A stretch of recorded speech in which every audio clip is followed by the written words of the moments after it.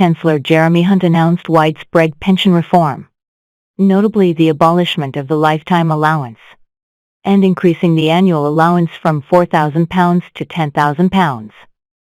The government is expected to make drastic changes to the state pension in the coming months despite failing to address the payment in last week's spring budget despite changing how much people will be allowed to save for retirement tax-free.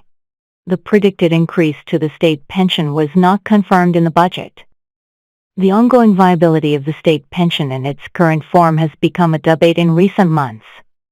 This follows the pending return of the triple lock, the metric used to determine by how much payments are raised, which will be reintroduced after a year-long break this year. State pensions are raised by the highest out of 2.5% average earnings or by inflation every year. For 2023, the Consumer Price Index rate of inflation for September 2022 is being used as the triple lock metric, with payments due to rise by 10.1% next month. However, concerns have grown over the ongoing expense of continuing to hike payment rates through the triple lock. One of the ways the government is reportedly considering saving money is by bringing forward the age at which someone accesses their state pension. Previously, Jeremy Hunt announced the outcome of a review of the state pension age would be shared early in 2023. Speculation has run rife that the age threshold may be raised to 68 earlier than currently planned. Aside from the pending increase to state pension payment rates, older Britons are set to enjoy a hike to other benefit payment rates, such as pension credit, and a £300 pensioner cost of living payment later in the year. Steve Cameron, pensions director at Aegon, broke down the options available to Mr. Hunt when it comes to the state pension age. He explained, rather than the increase happening around 2038, it might be brought forward to say 2035, affecting those currently aged 52 to 55. People really do need to have certainty over their state pension age, at least 10 years in advance, to allow them to plan ahead. For many, the state pension and when it comes into payment are significant to their retirement plans.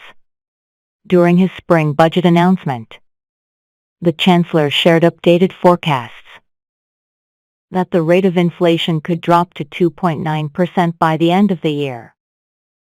Hypothetically, if used as the triple lock metric for next year, this would be significantly lower than 2023's 10.1% rate hike to state pensions.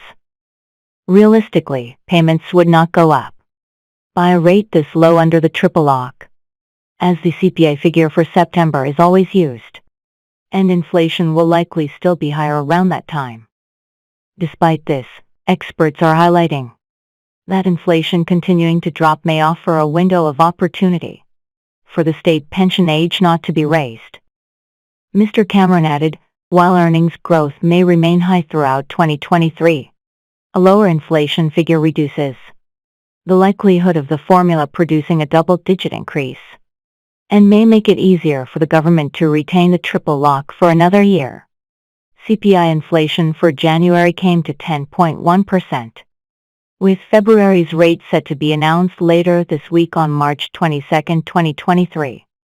Aside from the pending increase to state pension payment rates, older Britons are set to enjoy a hike to other benefit payment rates, such as pension credit, and a £300 pensioner cost of living payment later in the year.